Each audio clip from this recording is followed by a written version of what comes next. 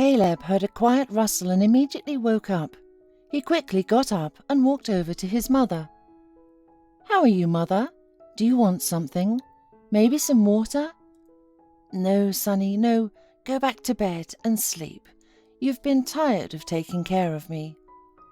"Come on, Mum. How can you say that? Let me lift you up, like this. Now I'll fix the pillow, and you'll be fine. Do you want me to read to you?" Caleb's wife, Audrey, showed up at the door. "Are you going to bed? It's 3:30 in the morning. How are you going to work tomorrow?"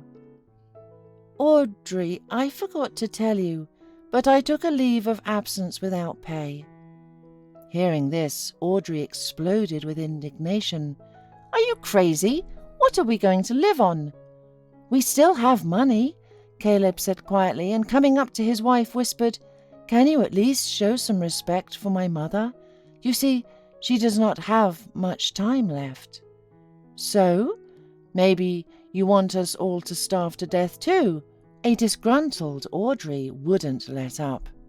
"Shut up! Get out of my sight! You don't understand what you're saying." Caleb pushed his wife out the door and with a weary sigh returned to his mother's bed.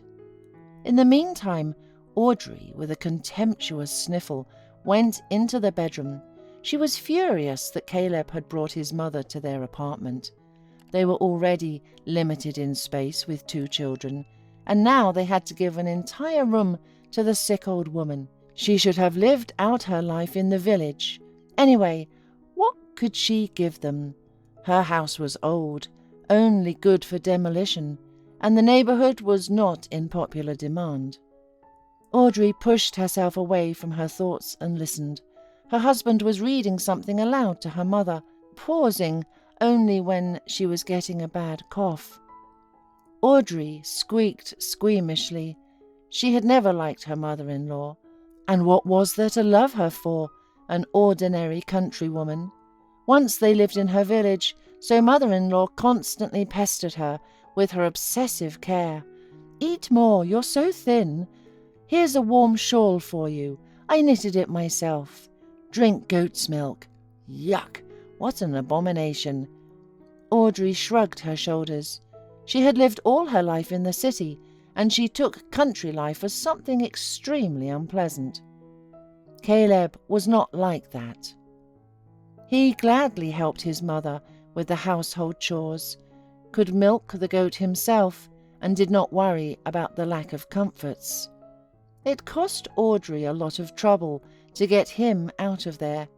They rented an apartment, and soon Audrey became pregnant with her first child, then her second. Caleb always took care of her, loved the little ones, but did not forget to visit his mother several times a month.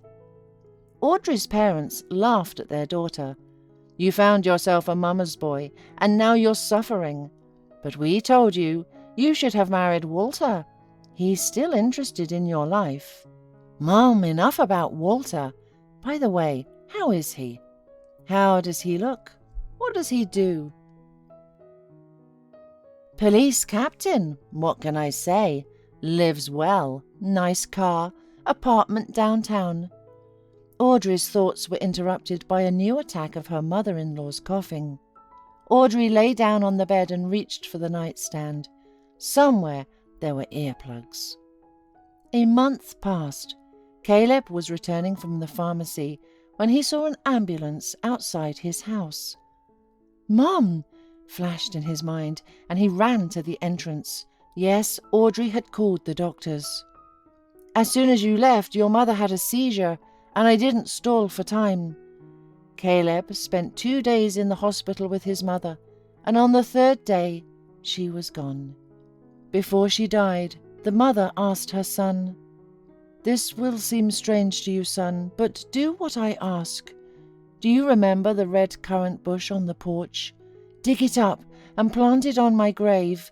Birds will come and sing and peck the berries. Do it, son, please." The son held her hand, and she, weakly, tried to shake his palm one last time, reminding him of the promise he had made to her. Only some time later, Caleb was able to dial his wife's phone number, but it was unavailable. Then the grief-stricken man called her parents. They sympathized with Caleb, but they did not know where Audrey was. She had brought the children to them the day before yesterday and left somewhere. Caleb went home. He had to organize the funeral, and knowing that there was no one to help him, he did everything himself. Those days dragged on and on for Caleb. Audrey never returned, and the children were still living with her parents. The man paced from room to room, unable to find a place with anxiety. Only now he began to notice that something was wrong in the apartment. Finally, Caleb realized his wife's things were missing. Everything else was there. Suddenly, he understood that she had left, abandoned him at such a difficult moment. Well, good riddance. Now Caleb felt not only emptiness but also resentment. Yet he had hardly devoted himself to his family lately, but he couldn't have it any other way. He actually loved and respected his mother. He remembered how she had saved every titbit for him, denying herself. How she would stay with him when he was sick, comfort him when he was troubled by childhood problems, and he paid her back in kind. He could not do otherwise. He never wanted to see Audrey again, but soon she came back. However, only to throw Caleb out of the house, and he was looking at her and didn't recognize her. She became aggressive, feisty. Audrey reproached him that her parents had given her money for the apartment, that she was fed up with him, that he was a poor mama's boy, and now she was going to have a completely different life and another man who loved her all her life. So Caleb left. He went to his mother's house to recuperate a little and think about his next plan. The vacation was ending, and it was time to go to work. At first, Caleb decided to rent an apartment somewhere not far from his work. But suddenly, he thought, why not stay here, in his native village? In the city he worked as a therapist, and surely he could find a job in this or neighboring villages. Caleb went out and sat on the porch, still thinking about this unexpected idea. Suddenly, his gaze fell on a currant bush. "Oh, Mummy, don't be angry. I remember your last request." In the next morning he went out with the shovel and set to work. As he pulled the bush toward him, something glistened underneath it. A tin. How did it get here? Caleb took the tin in his hands and went into the house. He opened it with difficulty. Inside there was a small box, wrapped in a white cloth. There was gold jewelry and a few diamonds inside it. Caleb, numb with amazement, looked at this treasure. Then he remembered something. His mother told him about her grandmother, who was a hereditary noblewoman. He knew the story of her jewelry, which had not been found when she was arrested. How his mother got the box and why she didn't use the valuables herself. Caleb didn't know, and no one could tell him any more.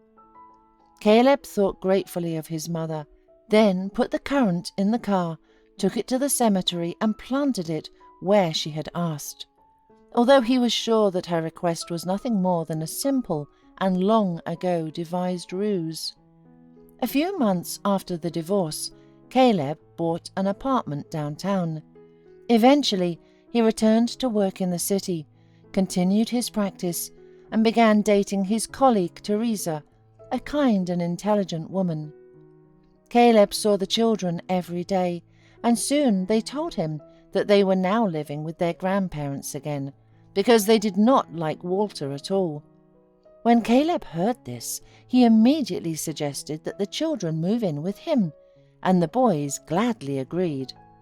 Fortunately, his ex-wife was only happy about it, and Teresa quickly found a common language with the boys, and somehow, imperceptibly, they became a close-knit family. Caleb was no longer interested in Audrey's fate. 10 years passed. Caleb's sons went to college. Teresa and Caleb had a son and daughter together. One day, when Caleb was on night duty at the hospital, he was called to see a newly arrived patient. To Caleb's surprise, it turned out to be Audrey's mother. The man knew that the former mother-in-law lived her life alone. Her husband was gone 3 years ago, and today she felt bad, and she could hardly reach the phone to call an ambulance. Caleb, as best he could, relieved the woman's suffering. He often stopped by to see if she was getting better. Caleb, his former mother-in-law, suddenly turned to him. "I want to ask your forgiveness for everything. It was me who ruined your family. I constantly told Audrey that she deserved better. I mocked you for taking care of your mother, and now I envy her. She died happy. I have a different fate, and I deserved it. Audrey has forgotten me completely. She doesn't need me, and when her father was ill, she didn't come either. And I wish you happiness, and forgive me if you could." "Come on, let's not reminisce about the past. It's like you're saying goodbye to me. Believe me, it's a little early for you," said Caleb. "How kind you are, Caleb. And how are my grandchildren? They are studying, both already in college, all grown up. Soon they'll come for the weekend and definitely visit you." Caleb smiled. They talked some more. Then Caleb saw that the medicines began to work, and the unhappy woman fell asleep. The treatment and Caleb's kind participation in her fate quickly put the woman back on her feet. She was soon discharged, but for his peace of mind, the former son-in-law hired a nurse for her. Caleb celebrated his 50th birthday in his mother's old house. He had long ago repaired it, and now the whole extended family was happy to gather under its roof, especially in the summer. Caleb invited even his former mother-in-law, who was very touched by this. It is not in vain, people say, that a good deed never goes to waste. Whoever sows politeness reaps friendship. Whoever plants kindness reaps a harvest of love. Have a good day and good people around you.